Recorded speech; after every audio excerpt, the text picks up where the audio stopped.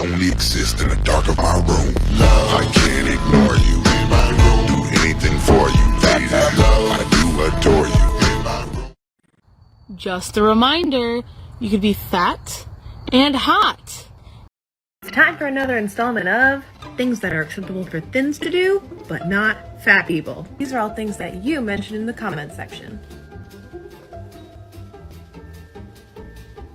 Riding the elevator. Taking the bus or calling a Lyft because you don't fucking feel like walking. Also, stopping to have a little rest when walking. On these notes, having a disability that requires a mobility aid to get around. Saying, I'm hungry. Just keep that shit to yourself. Being the first of your friends to order food in a restaurant or something. Having standards when dating. I should just be grateful that he's even paying me any attention. Buying vintage clothes. Going on amusement park rides. No fun for you.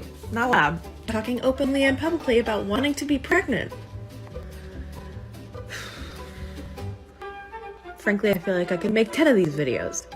Alright, we've talked about the things you should do, now let's talk about the things you should not do if you want to be an ally to your fat friends. Don't criticize yourself by calling yourself fat, and especially don't do this in front of actual fat people. It's incredibly painful for your fat friends to see you use their body type as your measurement of failure. Also, don't say you feel fat. Fat is not a feeling, physical or emotional, it's a body size.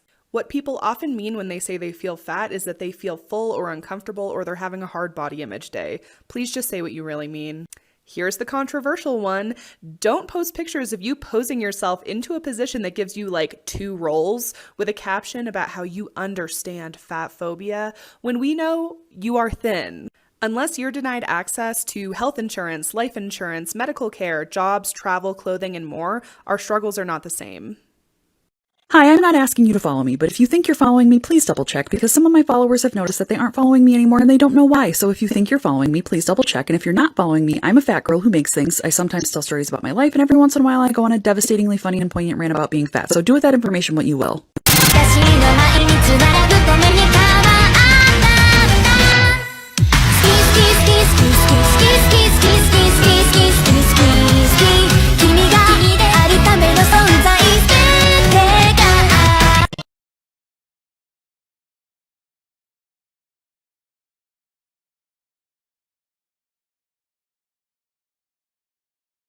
So, there are a lot of things in this world that thin people will never understand. So this is a series that I'm starting called Fat Shit Thin People Will Never Understand.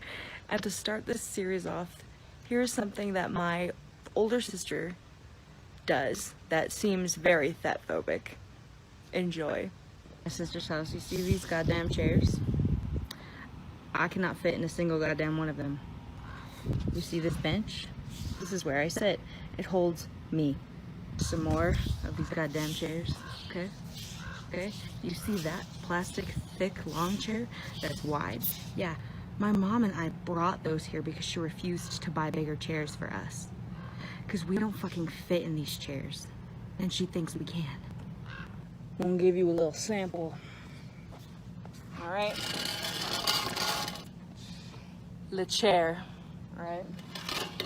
The chair. I'm gonna put a towel in it because it's hot as balls. The chair. Ow.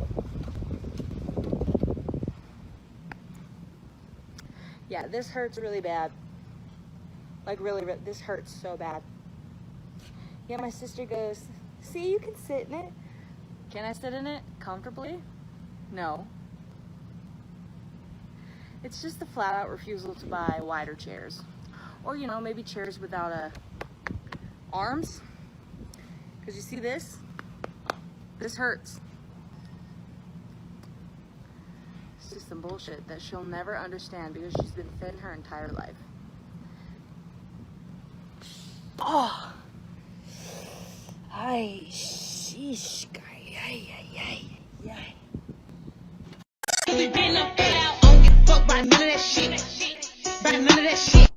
I really get so sick of people not understanding why we do this. This isn't about creating a hierarchy of fatness. This is about discussing that there are complexities to oppression that people deal with, and that those of us on the bigger side of the spectrum deal with more oppression than those of you on the small end of the spectrum. There is a very palpable difference between how I was treated when I weighed 250 pounds and how I am now treated at 440 pounds, especially by doctors in the medical community. Stop eliminating our ways of explaining that we deal with more oppression in ways that smaller fat people don't. This isn't about hierarchies, it isn't about infighting, it's about pointing out the severity of oppression. Educate yourself. A day in the life of a fat person with an eating disorder. Fat people, I hope you watch this video and know you're not alone. Thin people, I hope you watch this video and consider all the ways your day might have been different, and think about what that says about thin privilege. Today I went to lunch with my boyfriend, and then we went shopping at Target. First we went to Red Robin. When my boyfriend pulled up to the restaurant, he had to let me out before parking, because I often can't get out of the car when another car is parked next to us. We went and sat down at a table, and my belly was resting just at the edge. I had to ask the server to be moved, and then I saw that there were calories on the menu, which just made coping with my ED so much harder. I spent my time looking at the menu, replaying the 2 incidents of society communicating to me that I don't deserve to exist, over and over in my head. When we walked into Target, I noticed that the entire left wall and a bit of the middle of the store, about 20% of the entire store, was dedicated just to straight-sized clothes. I headed to the clearance, only to find that the section, which was bigger than my bedroom, had 0 plus-size options. After almost 10 minutes of searching, we found the tiny Ava and Viv shelf next to the fitting room, which was located in the back of the store and was small enough that it could have fit inside my bathroom. I spent 20 minutes finding clothes for myself, most of which were ugly, and the ones that were not carried in my size. I picked out 2 basic shirts, a sweater, and a pair of jeans. I went to the underwear section of the store and could not find my size at all. The tiny plus-size underwear section was conveniently located by the shapewear, communicating to me yet again that to be worthy, I should suck in my belly until I can't eat or breathe. I walked to the register to pay, again walking past the enormous straight-sized clothing section, and then went home.